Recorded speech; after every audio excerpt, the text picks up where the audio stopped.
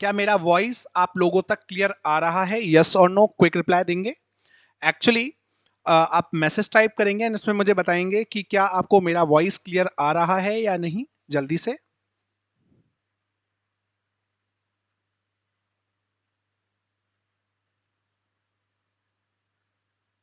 बेटा बताएंगे yes. Okay. मैं सीएस दिलीप चेनानी।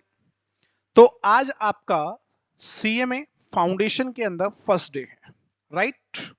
तो आज सबसे पहले मैं आपको दूंगा इंट्रोडक्शन कि किस तरीके से आपका पेपर पैटर्न है और आपके कौन कौन से सब्जेक्ट्स आपके लिए इंपॉर्टेंट है। देखेंगे सामने मेरे साथ।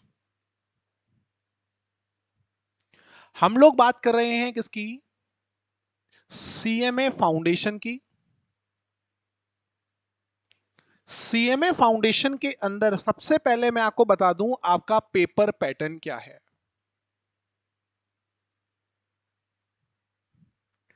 आपका पेपर पैटर्न रहने वाला है ऑब्जेक्टिव।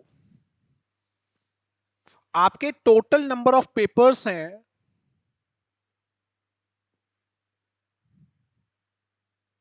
4। ईच पेपर के अंदर क्वेश्चन आएंगे आपके 50 और number of marks. Number of marks नहीं लेके क्या लिखूंगा? मार्क्स। एक क्वेश्चन कितने नंबर का है आपका? 2 नंबर का। तो ओवरऑल देखा जाए तो ओवरऑल आपके कितने पेपर बताए मैंने आपको? 4 पेपर्स। हर पेपर में कितने क्वेश्चन आएंगे? 50 क्वेश्चन आएंगे। हर पेपर में कितने क्वेश्चन आएंगे? 50। और ये पेपर एक ही दिन में हो जाएगा आपका। क्या होगा? पूरे के पूरा जो पेपर है आपका कितने, जो आपका पूरा का पूरा पेपर है, चारों पेपर एक दिन में कंप्लीट होंगे। ठीक है। एक दिन में पेपर कंप्लीट होगा। हर पेपर के अंदर 50 क्वेश्चन आएंगे और मार्क्स कितने कैरी करेगा? 2। ठीक है। अब पासिंग क्राइटेरिया की बात करूं, हर पेपर के अंदर मिनिमम पास होने का ऐसा सचिन कोई क्राइटेरिया नहीं है। आपको बस ओवरऑल कितने मार्क्स लाने हैं? 50%। 400 में से कितने नंबर का पेपर है? 400 नंबर। पास होने के लिए कितने चाहिए? 200 नंबर। और सारे के सारे क्वेश्चन आके कौन से होने वाले हैं? ऑब्जेक्टिव। सारे क्वेश्चन कैसे होंगे हमारे? ऑब्जेक्टिव होंगे। एक क्वेश्चन 2 नंबर का, टोटल 400 नंबर के पेपर होगा। आपको पास होने के लिए कितने नंबर चाहिए? 200। और लेकिन हर सब्जेक्ट में पास होने के लिए आपके पास मिनिमम कितने नंबर होने चाहिए? 40 40 40। अगर सब सब्जेक्ट के अंदर आके 40 40 40 आ गए तो टोटल नंबर कितने हो गए? 160। तो आप फिर भी पास नहीं हो, क्योंकि सभी का टोटल मिलाकर के आपके पास नंबर कितने होने चाहिए? 200। एग्रीगेट कितने का होना चाहिए आपके पास? 200 का एग्रीगेट होना जरूरी है। क्या मेरी बात आपको समझ में आई पेपर पैटर्न के रिगार्डिंग? फिर से बता देता हूं, समझेंगे। कितने paper? 4 paper. Paper first which is related with the economics. Paper 2 which is related with the accounts and cost.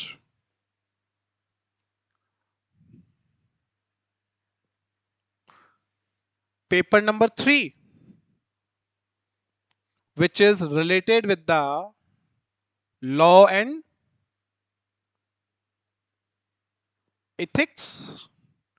Paper number 4 which is related with the maths and stats. चारों subject कितने कितने नंबर के? 100 number के।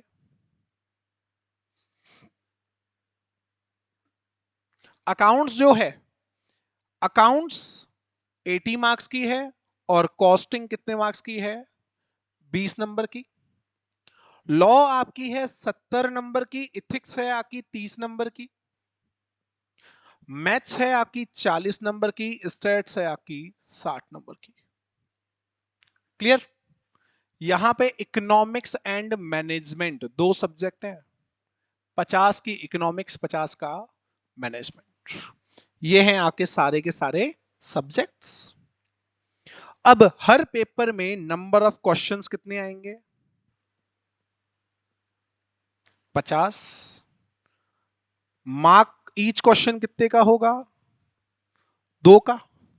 हर subject में पास होने के लिए minimum कितने नंबर चाहिए? 40। बट टोटल कितने होने चाहिए? 200। 400 में से मिनिमम कितने आना जरूरी है? 200 नंबर।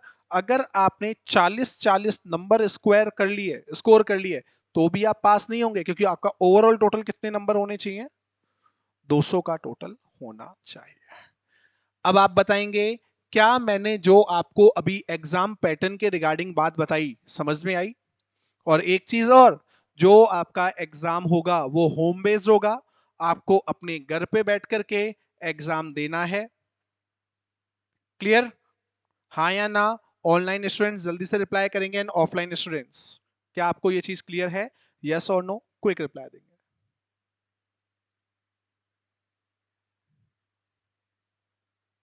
ठीक है, चलिए। अब बात आती है, सर आप क्या पढ़ाएंगे? बेटा मैंने मेरा नाम आपको बताया, याद है क्या, या भूल गए नाम मेरा? दिलीप सर।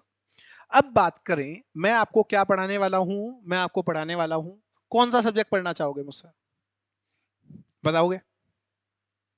चलो ठीक है।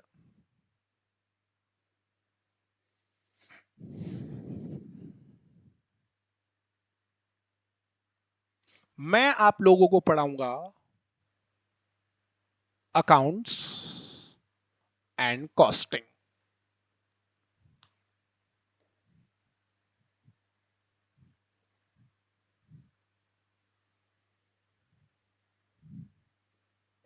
मैं आपको कौन सा सब्जेक्ट पढ़ाऊंगा? Accounts and costing. अब मैंने जैसे आपको बताया, अकाउंट्स तो कितने नंबर की है? 80 मार्क्स की है। और कॉस्टिंग कितने नंबर की है? 20 मार्क्स की है। ये एकदम न्यू है।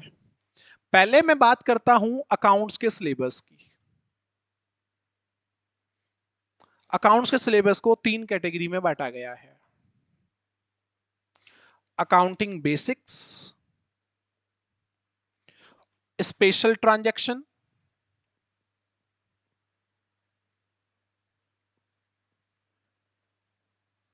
और एक फाइनल अकाउंट्स। बस ये 3 चीजें पढ़नी है अकाउंट्स के अंदर, 80 नंबर आ जाएंगे। लेकिन बेसिक्स की बात करें, बेसिक के अंदर आपकी journal entry, capital account transaction और revenue nature account transaction, ledger, subsidiary books, cash book, bank reconciliation statement, सब कुछ आ गया जो आपने आपकी 11th और 12th में पढ़ा है। लेकिन यहां पे जो लेवल मिलेगा फाउंडेशन के अंदर, वो क्या मिलेगा? हाई लेवल मिलेगा। आपने आपकी 11th के अंदर अकाउंट्स पढ़ी, जर्नल एंट्री पढ़ी, लेजर पढ़ी, ट्रायल बैलेंस पढ़ा, bank reconciliation, subsidy book, cash book, सब पढ़ के आए हो, तो वो सारी की सारी चीजें बेसिक के अंदर मिलेगा। लेकिन इसके अंदर बेसिक के अलावा एक्स्ट्रा क्या मिलेगा? Bank reconciliation statement. पढ़ा है क्या किसी ने 11th में? हाँ या ना जल्दी से रिप्लाई देंगे। बैंक रिकंसिलेशन स्टेटमेंट पढ़ा है या नहीं? बीआरएस। यस, ऑनलाइन स्टूडेंट्स बताएंगे।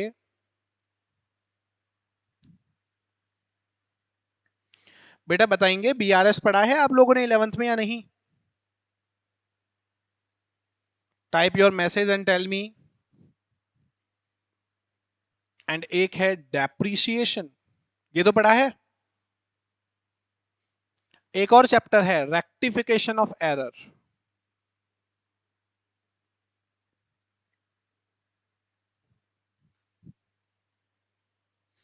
ठीक है, तो बेसिक के अंदर हम लोगों को जो एक्स्ट्रा 11th में पढ़ना है, एक्चुअली कोविड के कारण काफी स्कूल्स के अंदर सिलेबस कम हो चुका था, इसलिए काफी स्कूल में बीआरएस और डेप्रिसिएशन नहीं पढ़ाया गया था। ठीक है, अब बात करें स्पेशल ट्रांजैक्शन के अंदर, इसके अंदर 3 चैप्टर इंक्लूडेड है। एक है बिल्स ऑफ एक्सचेंज,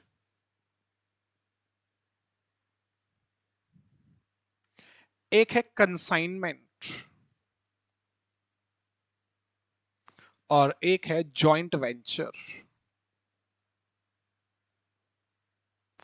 तो अगर मैं मेरे प्रीवियस बात करूं 11th क्लास की, तो आप लोगों ने बिल ऑफ एक्सचेंज तो मे भी पढ़ रखा हो, लेकिन कंसाइनमेंट और जॉइंट वेंचर एकदम आपके लिए क्या है, न्यू है। क्या है, एकदम न्यू है।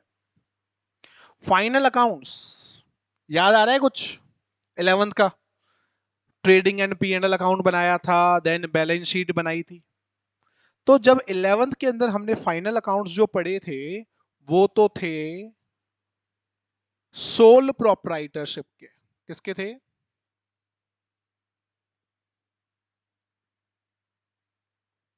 किसके थे? सोल प्रोप्राइटरशिप के। लेकिन इसके अंदर सोल प्रोप्राइटरशिप तो पढ़ना है, साथ साथ में हमें पढ़ना है नॉन गेनिंग ऑर्गेनाइजेशन का भी। ये तो बच्चों पढ़ना ही पढ़ना है, साथ साथ में क्या पढ़ना है, नॉन गेनिंग ऑर्गेनाइजेशन का भी हम लोगों को अलग से पढ़ना है। ओके, तो ये तो किसका सिलेबस हो गया पूरा, अकाउंट्स का। अब बात आती है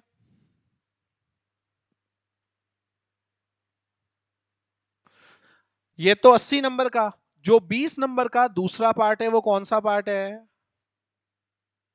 कॉस्टिंग। ये आपके लिए एकदम न्यू है। इसके अंदर 3 टॉपिक कवर होते हैं।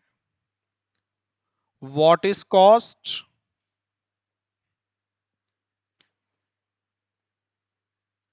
टाइप्स ऑफ कॉस्ट,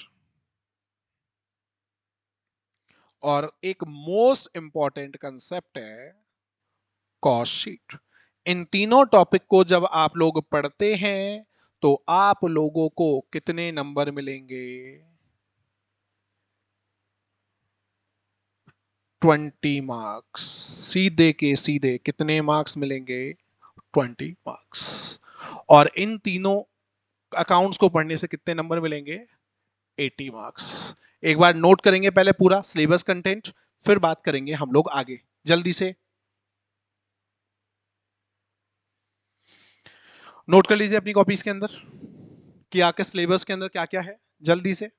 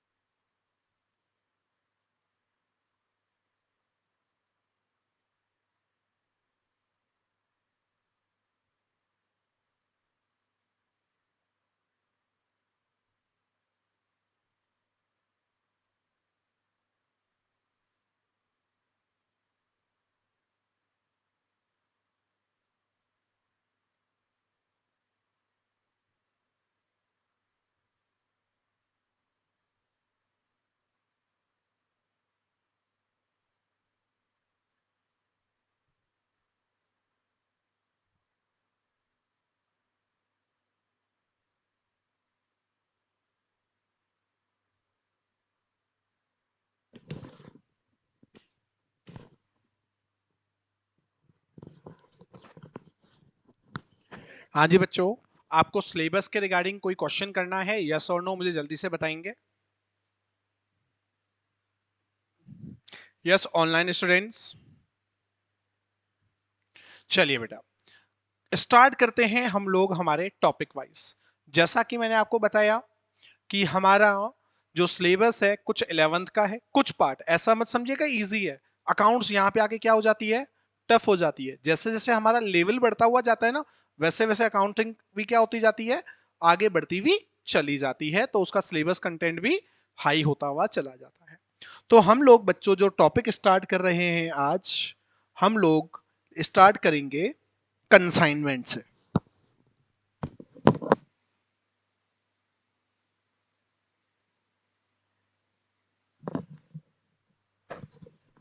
हम लोग जो हमारा सिलेबस स्टार्ट करने जा रहे हैं उसके अंदर सबसे पहला टॉपिक हम लोग क्या ले रहे हैं?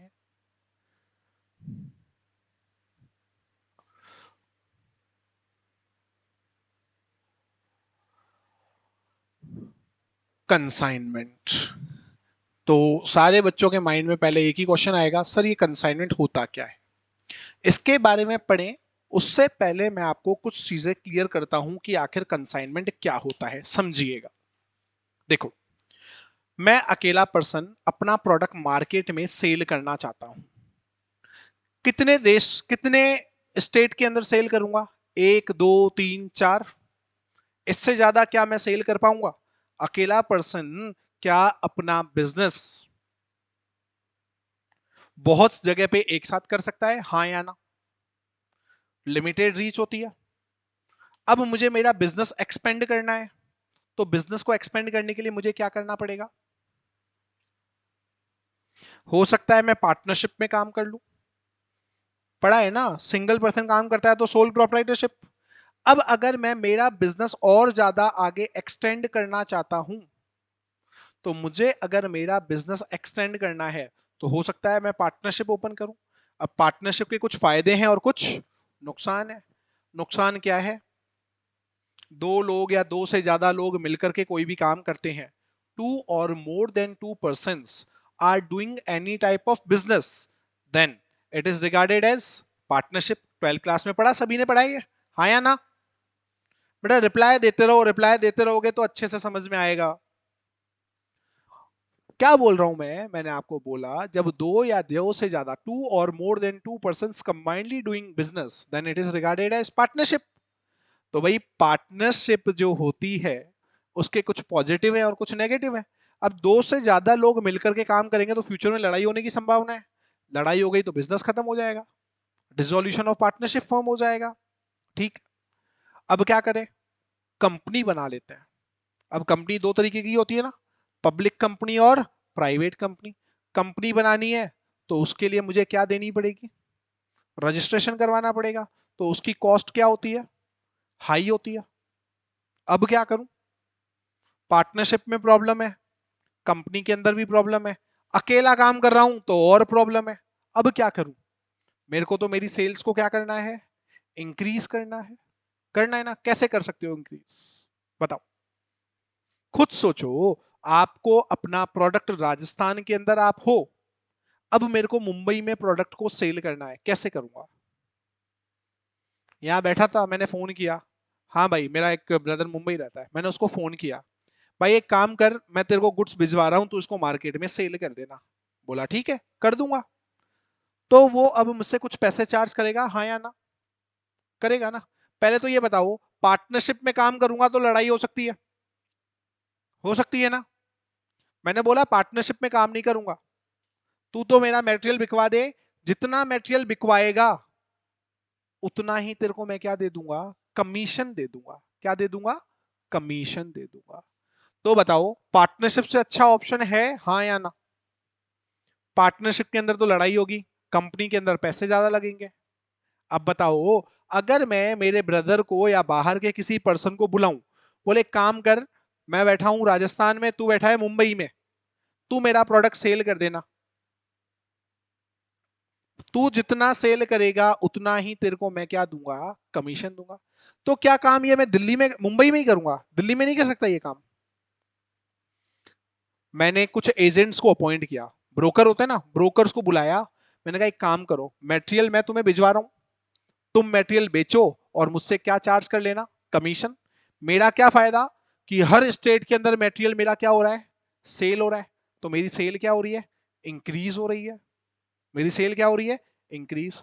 जिन एजेंट्स को मैंने अपॉइंट किया, जिन एजेंट्स को मैंने अपॉइंट किया, उनको क्या मिल रहा है? कमीशन मिल रहा है। तो मेरा अल्टीमेट ऑप्शन क्या है? मेरी सेल को इंक्रीज करना। तो ऑप्शन अच्छा है या नहीं है? बहुत अच्छा ऑप्शन है ना? हाँ या ना? जल्दी से रिप्लाई दो। पार्टनरशिप में काम करना पसंद करें या फिर कंसाइनमेंट में? इवन अगर पार्टनर चाहे तो वो भी तो एजेंट अपॉइंट कर सकता है ना, अलग अलग स्टेट के अंदर। कर सकता है नहीं कर सकता? 4 लोग मिलकर के काम कर रहे हैं, वो केवल राजस्थान संभाल रहे हैं। अब वो चाहते हैं कि हम हमारी सेल इंक्रीज करें, तो सेल इंक्रीज करने के लिए कंपनी थोड़ी बनाएंगे, वो भी एजेंट्स को क्या कर सकते हैं, अपॉइंट कर सकते हैं ना। बस वही बात है, इन लोगों ने क्या किया, इन लोगों ने अपने एजेंट्स को अपॉइंट किया। चलो देखो कैसे।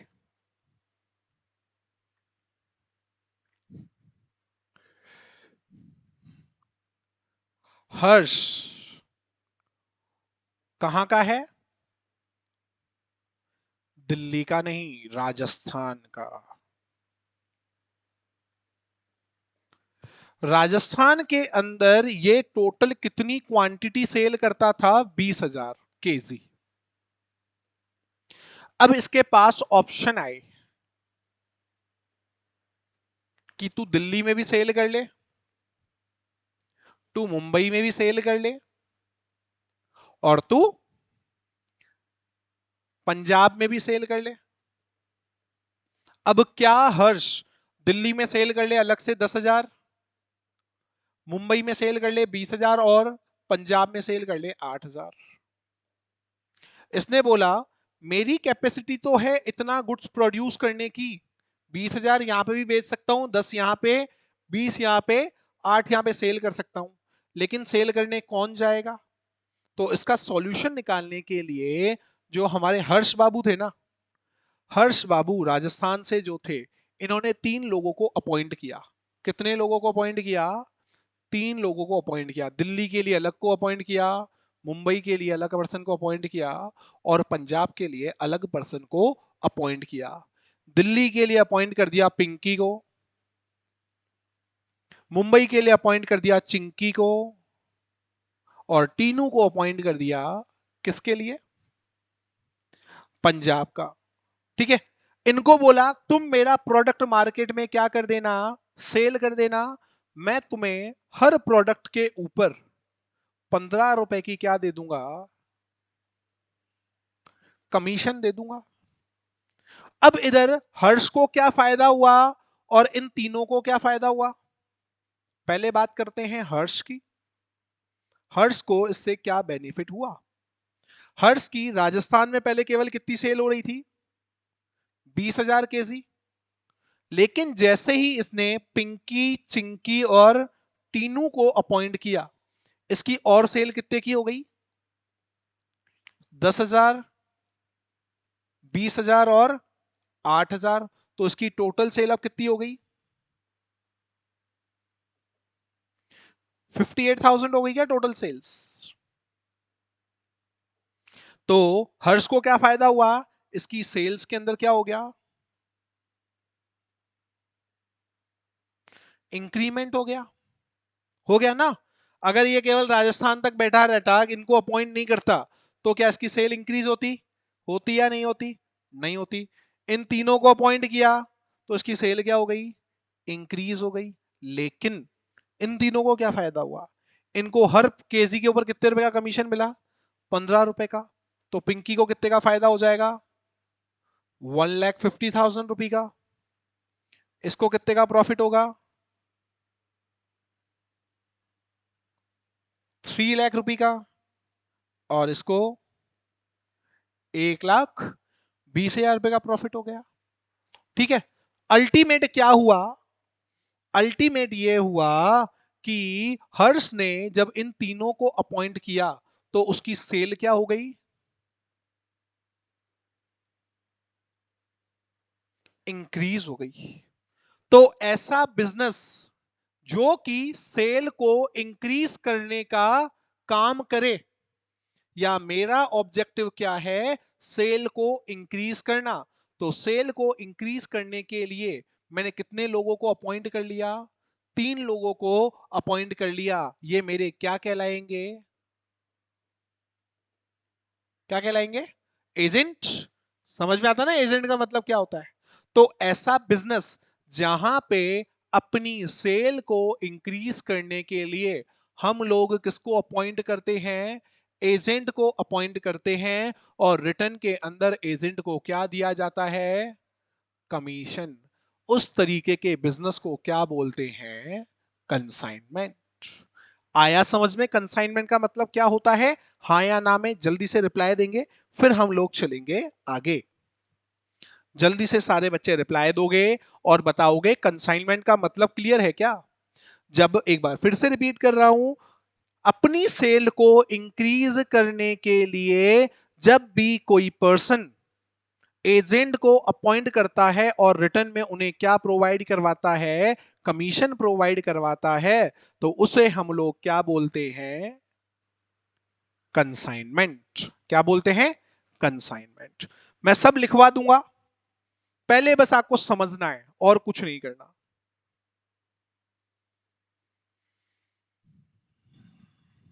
देखो, पहले तो मुझे एक बात बताओ, कौन कौन अपॉइंट किया गया? एक तो हर्ष था, दूसरा कौन था? पिंकी, चिंकी और टीनू। तो भाई मैंने आप लोगों को क्या बताया, ये तीनों कौन है? एजेंट। हर्ष को अपॉइंट किसने, हर्ष ने इनको अपॉइंट किया था, तो हर्ष क्या हो गया? प्रिंसिपल। ठीक है। तो पहला पॉइंट आपने क्या समझा, इसके अंदर पर्सन क्या करना चाहता है? सेल को इंक्रीज करना चाहता है। दूसरा, इन दोनों के बीच में किस चीज का रिलेशन होता है? Relation of principal and agent.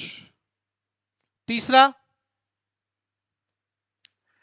Agent को रिटर्न में क्या मिलता है? एजेंट गेट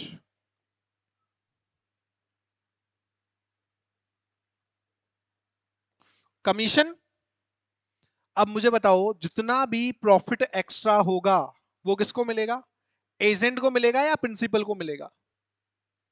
आप रिप्लाई देंगे ये मुझे, प्रॉफिट किसको मिलेगा? सोचो और बताओ मुझे, रिप्लाई दो जल्दी से। Who will get the commission? Sorry, who will get the commission, उसका रिप्लाई हो गया एजेंट। आ सकता है 2 नंबर का क्वेश्चन में। अब एक बात बताओ, प्रॉफिट किसको मिलेगा? उनको तो कमीशन दे दिया, प्रोडक्ट बनाने वाला प्रिंसिपल। प्रॉफिट गिवन टू दी।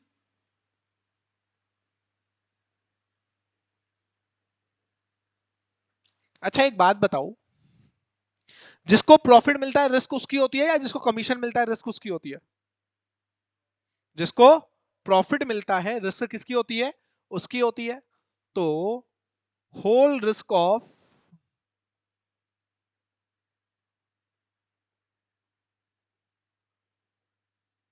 आपने यहां से मटेरियल भेजा दिल्ली, दिल्ली में पहुंचा नहीं उससे पहले ही क्या हो गया? डिस्ट्रॉय हो गया। तो आप दिल्ली वाला कौन था? पिंकी को बोलोगे पैसे वापस दे, डिस्ट्रॉय तेरे कारण हुआ।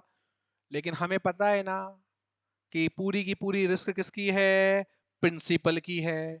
पूरी की पूरी रिस्क किसकी है? प्रिंसिपल की। तो हम लोग ये ध्यान रखेंगे कि रिस्क किसकी है? प्रिंसिपल की। और ये पूरी की पूरी प्रोसेस क्या कहलाती है? कंसाइनमेंट। क्या कहलाती है? कंसाइनमेंट। ठीक है। अब एक चीज सुनो, सब समझ में आ गया? अब नाम चेंज कर दो। जब कंसाइनमेंट पढ़ते हैं ना, तो प्रिंसिपल को क्या बोला जाता है? प्रिंसिपल को बोला जाता है कंसाइनर। क्या बोला जाता है? कंसाइनर। एजेंट को क्या बोलेंगे? कंसाइनी।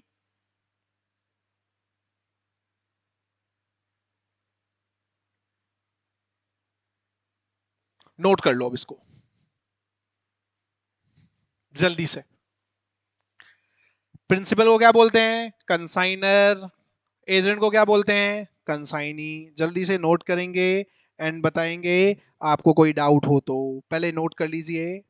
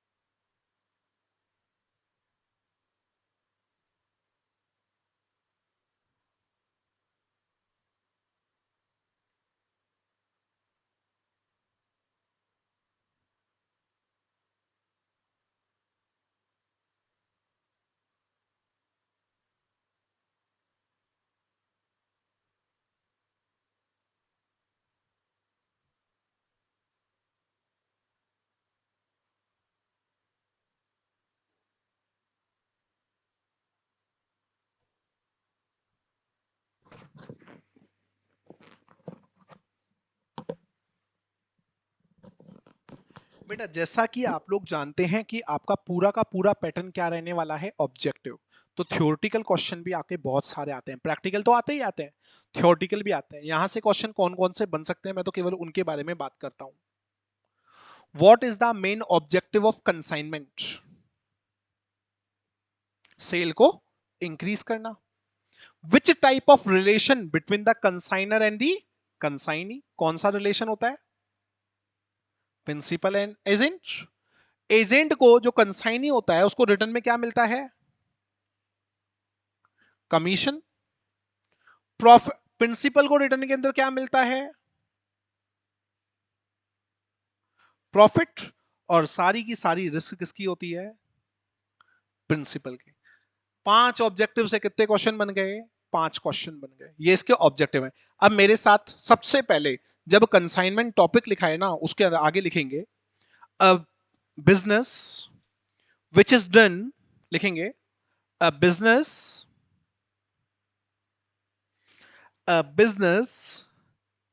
Which is done. सारे लिखेंगे मेरे साथ या मैं लिख देता हूं, कोई प्रॉब्लम नहीं है।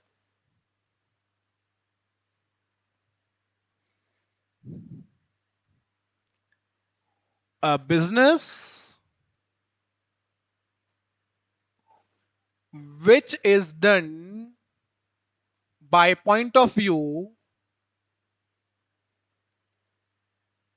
of increased sale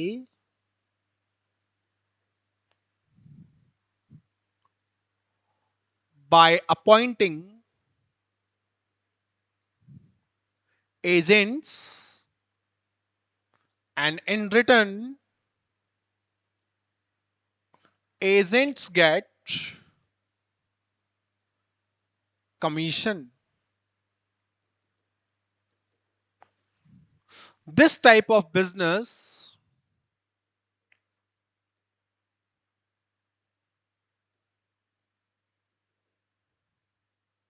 regarded as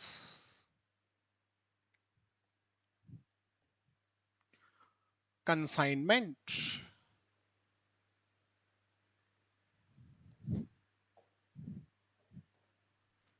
Here principal को क्या बोलते हैं? कंसाइनर। एजेंट्स को क्या बोलते हैं?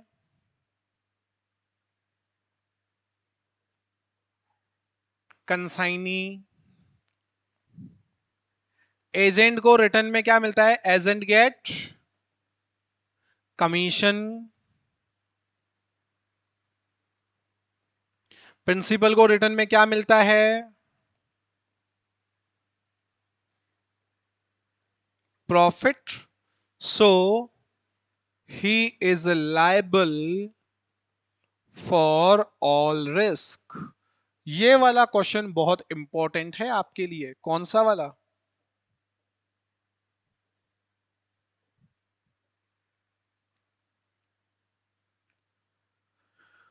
की सारी रिस्क कौन बेयर करता है? सारी की सारी रिस्क बेयर करता है प्रिंसिपल।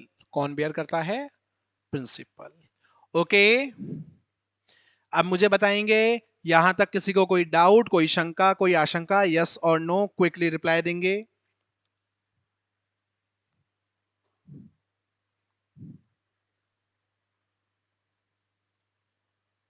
सभी ने नोट कर लिया? कोई डाउट है, कोई शंका है, पूछ सकते हो, बताओगे मुझे जल्दी से।